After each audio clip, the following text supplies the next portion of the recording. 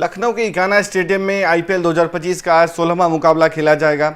Lucknow super giants और Mumbai Indians की team आमने सामने होंगी और कह सकते हैं एक शानदार मुकाबला देखने को मिल सकता है।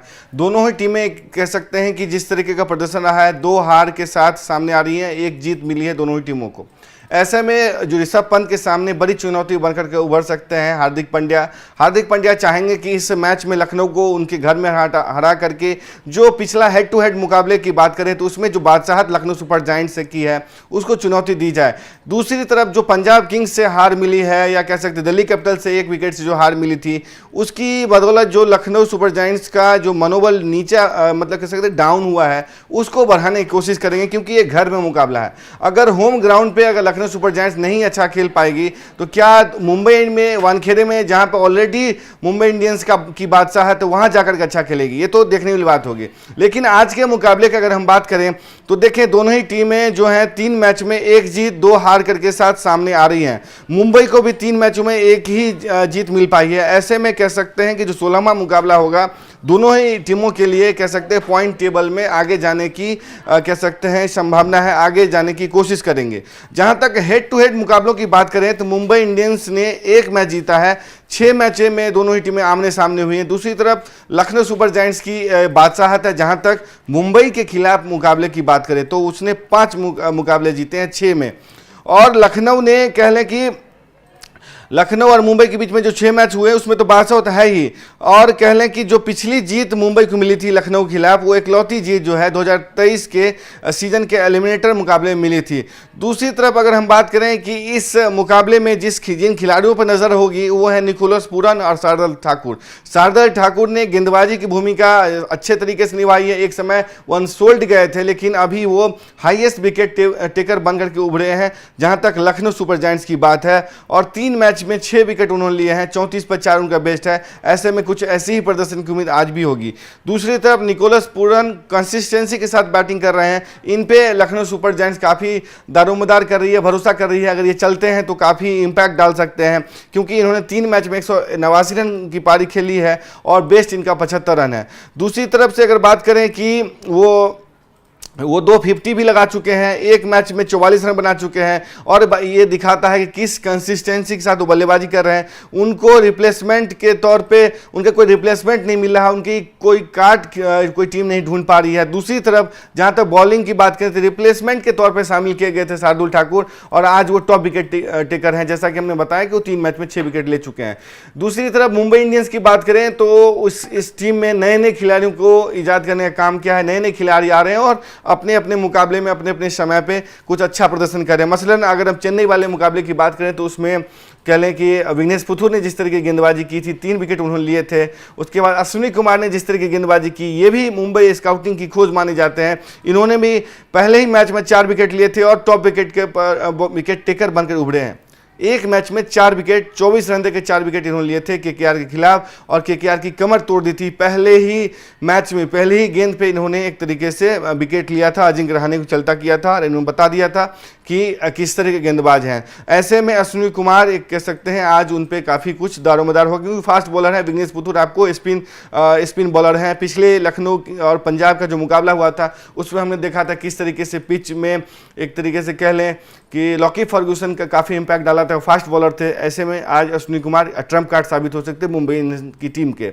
और सूर्य कुमार यादव जो कह सकते हैं कि आधार स्तंभ बनकर उभरे हैं, उन्होंने 3 मैच में 104 रन बनाए हैं, 48 की उनका बेस्ट है। दूसरी तरफ जो रियान कह सकते हैं कि रिगल्टन है, उन्होंने काफ़ी 75 रनों की पारी खेली थी पिछले मुकाबले में। ऐसे में उनसे भी काफ़ी कुछ उम्मीद होगी।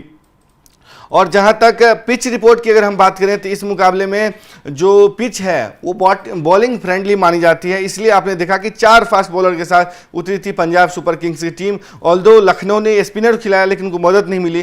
पिच के कारण कह लें कि काफ़ी कुछ विवाद भी हुआ था, और जहीर खान जो मेंटोर हैं लखनऊ सुपर जायंट्स के, उन्होंने ये कहा कि ऐसा लगता है कि हम होम ग्राउंड का फ़ायदा उठाने की कोशिश कर रहे हैं, हम अपने होम के पे खेल रहे हैं, यानी कि लखनऊ में लखनऊ सुपर जायंट्स खेले, और पिच क्यूरेटर जो है ऐसा लग रहा है कि पंजाब की किंग्स जो है खुद के साथ ला रही है।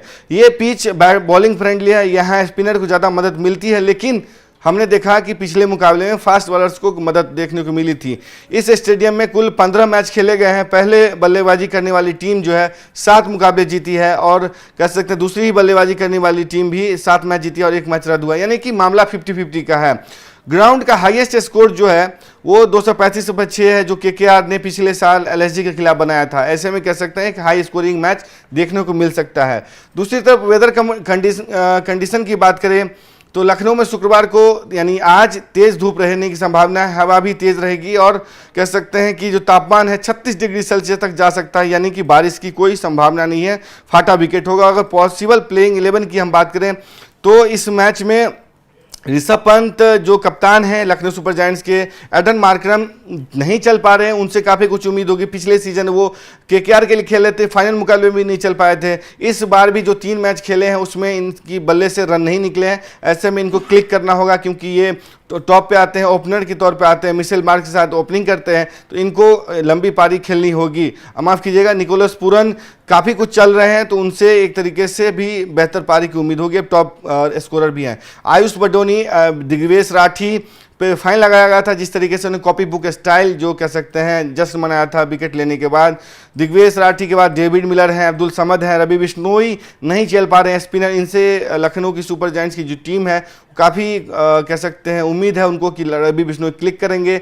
स्पिन डिपार्टमेंट उन्हीं के जिम्मे है। रवि बिश्नोई चलते हैं तो कह सकते हैं कि किस्मत का ताला जो है एलएसजी का खुल सकता है, क्योंकि टीम इंडिया के लिए भी खेलते हैं, वहाँ भी काफ़ी अच्छा प्रदर्शन करते हैं। शार्दुल ठाकुर आपको पेस विभाग की जिम्मेदारी संभालेंगे। आवेश खान है और एम सिद्धार्थ हैं। अभी तक मयंक यादव की वापसी को लेकर कोई खबर सामने नहीं आई है, तो मयंक कोशिश जो एलएसजी की टीम है वेट एंड वॉच की स्थिति में है कि वो कब टीम के साथ शामिल होंगे। दूसरी तरफ मुंबई इंडियंस की जो टीम है उसमें भी कह सकते हैं पिछले ही मुकाबले वाली कह सकते हैं प्लेइंग 12 जो है रहने की संभावना है।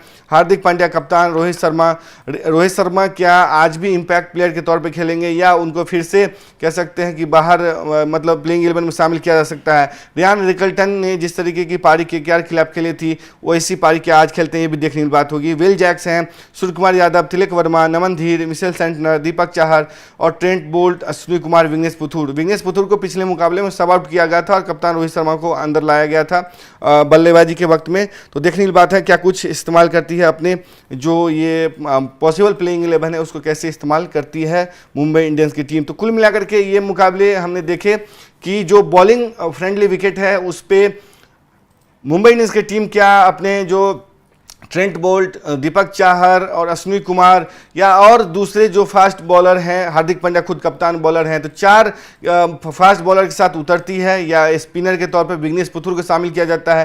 क्या कप्तान जो पूर्व कप्तान है रोहित शर्मा उनको फिर से इम्पैक्ट प्लेयर के तौर पर खेलने को मिलेगा या प्लेइंग 11 में हिस्सा होंगे, देखने की बात होगी। लेकिन एलएसजी की टीम से कह सकते हैं कि एक बेहतर प्रदर्शन की उम्मीद हो क्योंकि उनका होम ग्राउंड है। मुंबई के खिलाफ उनकी बादशाहत है। 6 मुकाबले में उन्होंने 5 जीत दर्ज की है। 2023 के सीजन में वेलिंगटन मुकाबले में एकमात्र जीत मिली थी मुंबई को। तो क्या उस बादशाहत को लखनऊ की टीम, पंत की टीम इस्तेमाल कर पाएगी? जो लखनऊ में ट्रम्प कार्ड के तौर पर मतलब सामने आ रहे हैं निकोलस पूरन, शार्दुल ठाकुर और क्या कह सकते हैं मिशेल मार्क्स, क्या फिर से ये ट्रम्प कार्ड साबित होंगे एलएसजी के लिए, पंत के लिए? क्या संजीव गोयनका इस मुकाबले के परिणाम को पचा पाएंगे या नहीं, देखने की बात होगी। आज के मुकाबले पर हमारी नजर रहेगी। आपको ये वीडियो कैसा लगा अपनी राय कमेंट बॉक्स में जरूर दें। तब तक के लिए देखते रहें स्पोर्ट्स आवर। नमस्कार।